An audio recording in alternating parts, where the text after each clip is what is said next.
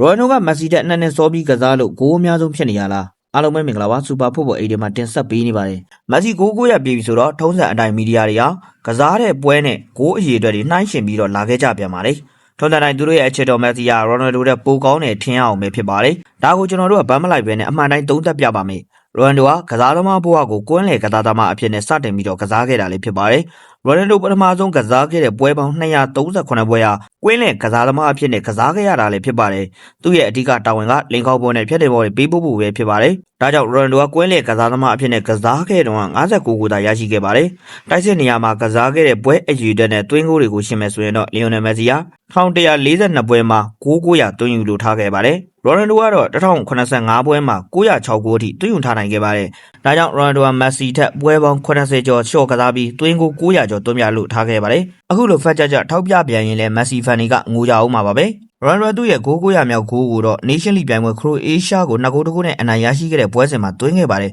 ခရိုအေးရှားအသင်းမှာကစားနေတဲ့ကစားသမားတွေကဂျပါရီယိုကိုဗာစစ်လူကာမိုဒရစ်တို့ထိပ်တန်းအဆင့်ကစားသမားတွေဖြစ်ပါတယ်မက်ဆီကတော့သူ့ရဲ့ဂိုး900မြောက်ဂိုးကိုမေဂျာလီကလပ်နက်ရှ်ဘီအသင်းလေးကိုသွင်းခဲ့တာပဲဖြစ်ပါတယ်ဒါအကုန်လုံးဦးရဲ့ဂိုး900ပြည့်ခဲ့တဲ့အထိမ်းအမှတ်ကွာခြားခဲ့တဲ့အကြောင်းအရာတွေလည်းဖြစ်ပါတယ်ဟုတ်ကဲ့ပါခင်ဗျာဒီနေ့ဗီဒီယိုလေးကတော့ဒီလောက်ပါပဲနောက်နေ့မှာလည်းအားကစားနဲ့သက်ဆိုင်တဲ့အကြောင်းအရာတွေကိုတင်ဆက်ပေးသွားမှာဖြစ်တာကြောင့်ကျွန်တော်တို့ရဲ့ channel လေးကို like and follow ပြုလုပ်ခဲ့ကြဖို့တောင်းဆိုချင်ပါတယ်အဆုံးထိနားဆင်အားပေးခဲ့ကြတဲ့ပရိသတ်တယောက်ချင်းနေတိုင်းကိုကျေးဇူးထူးပဲတင်ရှိပါတယ်ခင်ဗျာ